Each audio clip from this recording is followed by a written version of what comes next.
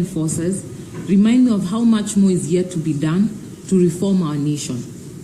Every conversation with inconsolable family members of victims who paid the ultimate price has probed whether a country can claim conscience when it harms its own people and leaves victims to fend for dear self in the unyielding hope that a system that has never appeared to put them first will somehow serve their interests.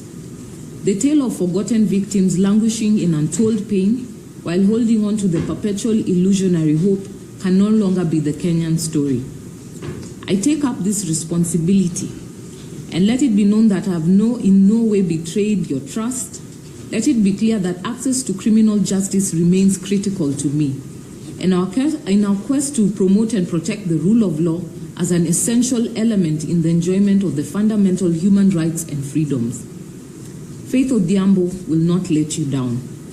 The bloodshed of our comrades must not be in vain, and no, I will not take any prisoners.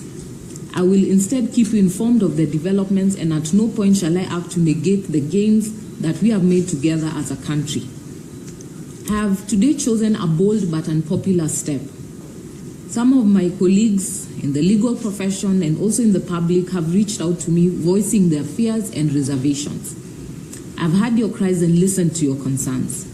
In the same vein, I have heard the cries of victims' families like Mama Angeline Okindo in Bondo, the pain shared by Jonah Kariuki, Mama Gillian Munyao, and many other parents whose sons and daughters have fallen in the hands of Kenya police officers. As we keep arguing on what faith should decline or accept, Joseph Olo Abanja and Lesa Achieng are still raw with emotions, while the judicial system drags its feet on the case against Kenya police officers who killed their baby, Pendo, during a brutal midnight operation in Nyalenda, Kisumu. On Monday this week, Corporal Frederick Okapesi told the court that he altered entries of firearms issued to police officers deployed during the Gen Z-led protests in Nairobi on 18th June 2024.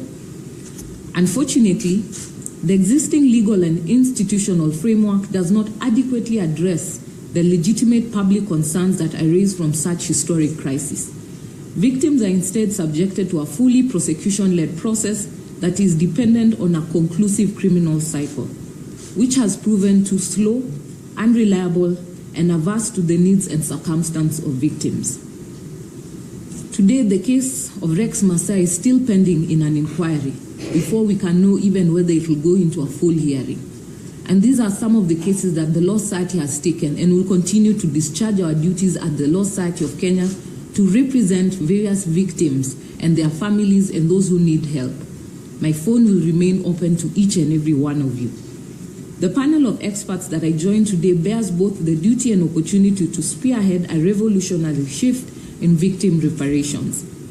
Never again shall Kenyans be killed by trigger-hungry officers for expressing their rights on the streets. The unprecedented structure and scope of mandate of this panel gives room for a victim-led, accountability-centered approach towards realizing holistic justice for victims. Let us serve the nation diligently, fellow panelists. We must discharge our duties as voices of justice, reparation, reforms, and non-recurrence. In this exercise, my service will be solely to the people of Kenya. There is no Kenya that belongs exclusively to politicians or their children. Neither does it belong to broad-based government, nor a country of cousins. We only have one nation that we must protect, the Republic of Kenya. We must rise to the occasion as a people, do whatever it takes to reinvent Kenya's victim reparations framework into a model that prioritizes the needs, rights, and interests of victims. Such a process does not belong to the members of this panel. It belongs to the victims and the common mwananchi. Our duty is merely to steer it, facilitate it, and formalize it, to ensure that the process is fully transparent and ensures both accountability and reparations. My focus shall be on the following deliverable milestones: to memorialize victims and publication of their identities in honors of their memories and contributions, identification of unreported victims and verification of reported cases, recommendations to facilitate and expedite criminal prosecution of perpetrators and civil litigation by and on behalf of victims, proposals and recommendations on necessary and urgent legislative and policy reforms to regularize victim reparation processes. It's my solemn patriotic duty to ensure that my contributions to this panel shall acknowledge the voices of those who have suffered while protecting victims and their dependents from being silenced, to the perpetrators of such heinous crimes and to your masters. In Genesis 9, chapter 9, verse 6, whoever sheds the blood of man, by man shall his blood be shed, for God made man in his own image. My loyalty is to you, the people of Kenya, and my learned friends who I serve at the Law Society of Kenya. I intend to guard this duty jealously and execute my mandate diligently. Should my efforts be frustrated or cannot be or undermined in any manner whatsoever, I am prepared to do the honorable thing in fidelity with the rule of law and the Constitution of Kenya. Inspired by the memories and plight of every victim